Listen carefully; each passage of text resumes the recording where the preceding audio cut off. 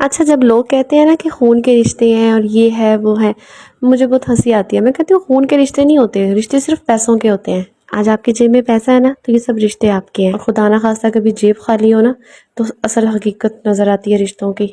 میرے ہسبینڈ جب کبھی بہن بھائیوں کے رویوں کا گلا کرتے ہیں نا تو میں انہیں ایک ہی بات سمجھاتی ہوں کہ فکر کرنے کی ضرورت نہیں ہے، صرف اپنی جیب بھاری کرنے پہ فوکس کریں. جس دن آپ کی جیب بھاری ہوگی نا، یہی بہنیں ڈولی نہیں چڑھتی کہ میرا بھائی آئے گا تو میں ڈولی چڑھوں گی. حقیقت یہ ہوتی ہے کہ وہ اس بھائی کا انتظار نہیں کر رہی ہوتی، بیسیکلی اس نے جو دینا ہوتا ہے نا اس چیز کا انتظار کر رہی ہوتی ہے. تلخ ہے لیکن حقیقت ہے. لوگ جنازے تک روک لیتے ہیں کہ وہ بندہ آئے گا تو جنازہ پڑھیں گے. کیوں؟ کیونکہ اس کی جیب بھاری ہوتی ہے. یہ بھانجیاں بھتیجیاں ان سب کے فیورٹ چاچو ماموں پھر آپ ہی بن جائیں گے. باہر کی دنیا کی تو بات ہی بات میں آتی ہے نا. سب سے پہلے یہ تفرقات اور یہ سب ڈفرینسز ہمیں ہماری خود کی فیملیز ہی سکھاتی ہیں انفارچونیٹلی. ایون کہ مائیں بھی ان بیٹوں سے زیادہ پیار کریں گی جو باہر کی کمائیاں لا کے دیں گے انہیں. وہ چاہے گھر کا سب سے چھوٹا بیٹا ہو تو گھر کا چودھری وہی ہوگا. کچھ گھروں میں تو میرے مرد کو کم کمانے پر اتنا ذلیل اور رسوا ہوتے ہوئے دیکھا ہے نا کہ میں بتا بھی نہیں سکتی. وہ ساری زندگی کما کر اپنی بیوی اور بچے پالتا ہے اور ماں پچھلی عمر میں جا کر اپنے بیٹوں کے آگے پیچھے پھرتی ہے اور شوہر کی قدر نہیں کرتی صرف اس لیے کہ وہ 4 پیسے دیں گے اس کو، اور وہ شوہر وہ پیسے نہیں لا کے دے سکتا اس کو. یہ لالچی عورتوں کا جو لالچ ہے نا، یہ ساری زندگی ان کا ختم نہیں ہو سکتا. کہتے ہیں کہ کامیاب مرد کے پیچھے عورت کا ہاتھ ہوتا ہے. ہاں جی بالکل ٹھیک بات ہے. تو مرد کی ناکامی کے پیچھے وجہ بھی عورت ہی ہوتی ہے. تو یہ والا کریڈٹ بھی ہنس کر قبول کرنا چاہیے نا پھر ان کو. لیکن نہیں، پھر گلے شکوے اور ناشکریاں. زندگی کو بہتر طریقے سے گزارنے کے لیے صرف تعلیم نہیں بلکہ شعور کی بھی بہت زیادہ ضرورت ہوتی ہے، اور عورتوں کو تو خاص طور کیونکہ انہوں نے پوری نسل کی تربیت کرنی ہوتی ہے. اور وہ عورتیں کیا نسل کی تربیت کریں گی جو بیٹی پیدا ہونے پہ سوگ اور بیٹے پیدا ہونے پہ جشن مناتی ہیں. ایک طرف تو دنیا جہان کی پابندیاں بیٹیوں پہ لگانی ہوتی ہیں اور دوسری طرف دنیا جہان کی آزادی اپنے بیٹوں کو دینی ہوتی ہے، یہاں تک کہ ان کو صحیح اور غلط کی تمیز تک نہیں دی جاتی. اور تربیتوں کا یہی فرق آگے چل کے ہمیشہ ان کی زندگی سے جھلکتا ہے. اپنے ہاتھوں سے اپنے بیٹے بگاڑ کر ساری زندگی پھر بیٹیوں کو صبر کی تلقین کرتے ہیں لوگ. اور ان بگڑے ہوئے بیٹوں کے پیچھے ان کی لاڈلی ماں ہوتی ہے، اور ماں کون ہے؟ ایک عورت. مجھے تو یہ سمجھ نہیں آتی اتنی زیادہ ناانصافیاں کر کے لوگوں کو راتوں کو نیند کیسے آ جاتی ہے. خیر ہدایت تو صرف اللہ تعالیٰ کی طرف سے ہی آ سکتی ہے، اور میں دعا کرتی ہوں اللہ تعالیٰ ہر کسی کو ہدایت دے